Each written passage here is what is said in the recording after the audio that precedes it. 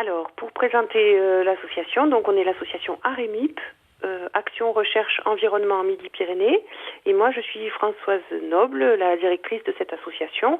On est une petite structure avec 3 salariés et une petite quarantaine d'adhérents. Pour présenter ce qu'on fait, on a 2 gros pôles d'action, disons.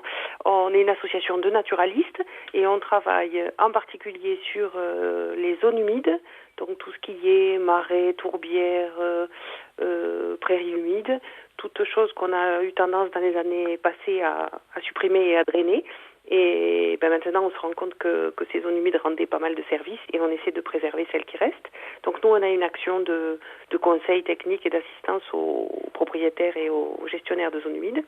Ensuite, on a une autre action qui est menée sur les sites Natura 2000.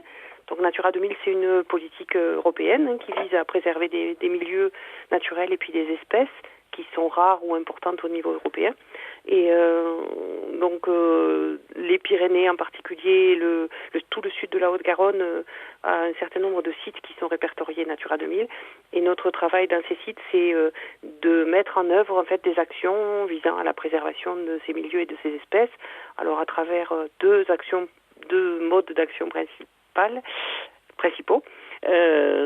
Tout ce qui est mesures agro-environnementales, donc on propose aux exploitants agricoles qui sont sur ces sites de modifier un peu leurs pratiques et puis d'aller dans le sens d'une meilleure prise en compte de la nature dans leurs pratiques, disons.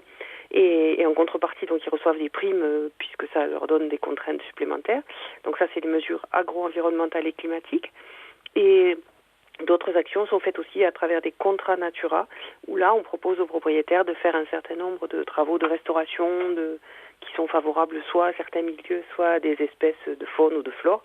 Et là, de la même façon, ces travaux, s'ils sont validés, sont pris en charge sur des crédits Natura 2000. Et donc, ça permet en fait de préserver la nature, mais d'une façon, pas en la mettant sous cloche, disons, mais en adaptant un peu les activités humaines qui se déroulent à l'intérieur de ces sites. Et puis après, on a des actions de découverte de la nature, donc on fait un certain nombre de sorties et d'animations autour de la nature.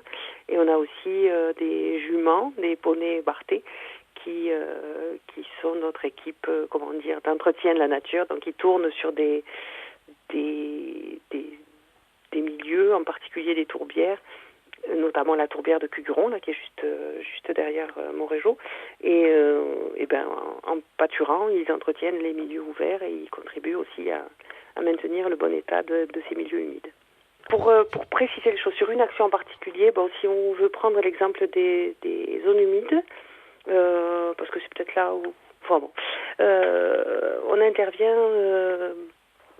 soit à la demande de propriétaires qui se posent des questions parce qu'ils ont des milieux dont ils ne savent pas quoi faire. Et donc on a par exemple la commune de Juillan dans les Hautes-Pyrénées, puisque notre champ d'action s'étend sur le sud de la Haute-Garonne et le département des Hautes-Pyrénées.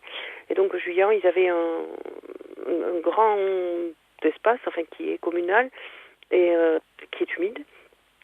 Ils avaient envie de valoriser, mais ils ne savaient pas trop bien comment. Ils avaient envie de faire un lac, mais ils se posaient des questions. Et en les informant sur le fait qu'il y avait des milieux humides intéressants sur ce territoire et qu'ils pouvaient essayer de le valoriser et valoriser la découverte tout en les maintenant, disons, et en les supprimant pas.